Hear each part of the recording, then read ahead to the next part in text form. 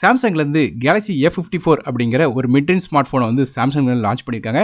இந்த ஃபோனில் என்ன விஷயங்கள் தராங்க, மேலும் இதில் ஃபீச்சர்ஸ் என்னலாம் இருக்குது அப்படிங்கிறது டீட்டெயிலாக இந்த வீடியோவில் பார்க்கலாம். வீடியோக்குள்ள போக முன்னாடி சேனல் சப்ஸ்கிரைப் பண்ணி பக்கத்தில் பெல் ஐக்கனை ப்ரெஸ் பண்ணிருங்க. முதல்ல இந்த ஃபோனில் ஃப்ரண்ட் சைடில் இருக்க டிஸ்பிளே பற்றி பேசலாம். இந்த ஃபோனில் ஒரு 6.7 இன்ச்சுக்கான ஃபுல் HD ப்ளஸ் உள்ள சூப்பர் AMOLED ப்ளஸ் டிஸ்பிளே கொடுக்குறாங்க. இது ஒரு பஞ்சுவல் டிஸ்பிளேயாக கொடுக்குறாங்க. மேலும் 120 ஹெர்ட்ஸ்க்கான ரிஃப்ரெஷ் ரேட் இருக்கு.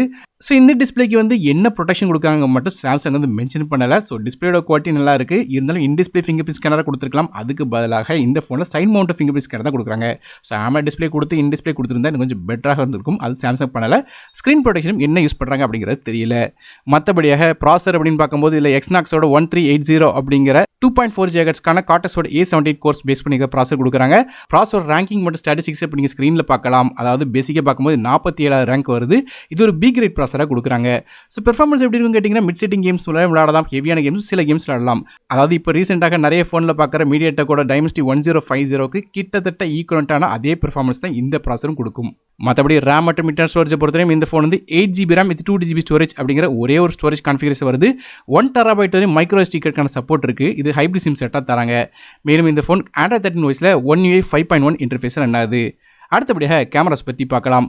இந்த ஃபோனோட பேக் சைடு நமக்கு வந்து 3 கேமரா கொடுக்குறாங்க. மொதல் கேமரா 108 மெகாபிக்சலுக்கான ரியர் ஃபேசிங் கேமரா. இது f1.8 அப்பர்ஸில் வருது. இதில் ஆப்டிக்கல் இமேஜ் ஸ்டெபிலைசேஷன் சப்போர்ட் இருக்குது. மேலும் இந்த கேமராவுக்கு வந்து ஃப்ளாக்ஷிப் சீரிஸில் இருக்கிற சில ஃபீச்சர்ஸ் கொடுக்குறதா சொல்கிறாங்க. குறிப்பாக சொன்ன கேட்டிங்கன்னா நைட் ஃபோட்டோகிராஃபி ஃபீச்சர் இருக்குது. அதாவது நைட் டைமில் நம்ம ஃபோட்டோ எடுக்கும்போது டெடிகேட்டட் நைட் மோடு ஒன்று கொடுக்குறாங்க. அது போக ஆட்டோ நைட் மோடும் இருக்குது.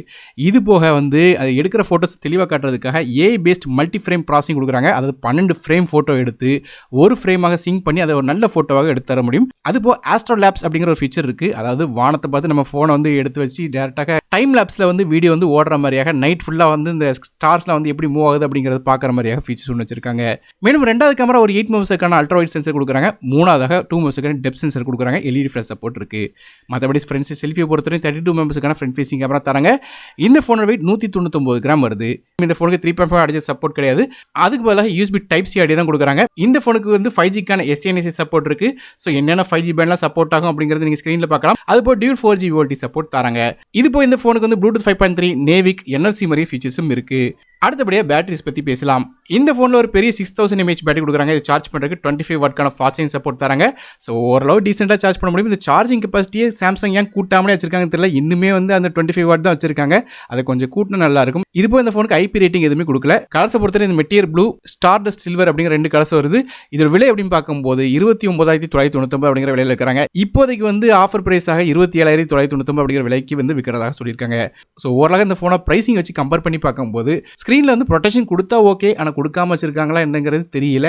அது போக இன்டிஸ்பிளே ஃபிங்கர் பிரிண்ட் ஸ்கேனர் கொடுத்துருக்கலாம், அது கொடுக்கல. சார்ஜிங் ஸ்பீடு இன்னும் கொஞ்சம் இம்ப்ரூவ் பண்ணியிருக்கலாம், அது பண்ணல. ஸோ இந்த 3 நெகட்டிவ் பாயிண்ட் இருக்குது. மற்றபடியாக வந்து குறை சொல்கிற மாதிரி இந்த ஃபோனில் பெரிய விஷயங்கள் இல்லை. ஸோ நீங்கள் இந்த ஃபோனை பற்றி நினைக்கிறீங்க அப்படிங்கிறத கீழே கமெண்ட் செக்ஷன் மென்ஷன் பண்ணுங்கள். வீடியோ பிடிச்சா ஒரே ஒரு லைக் கொடுத்துருங்க. உங்கள் ஃப்ரெண்ட்ஸ் மற்றும் ஃபேமிலிக்கு ஷேர் பண்ணுங்க. நான் டெக் தமிழுக்காக மற்ற வீடியோ சந்திக்க வரேன். நன்றி, வணக்கம்.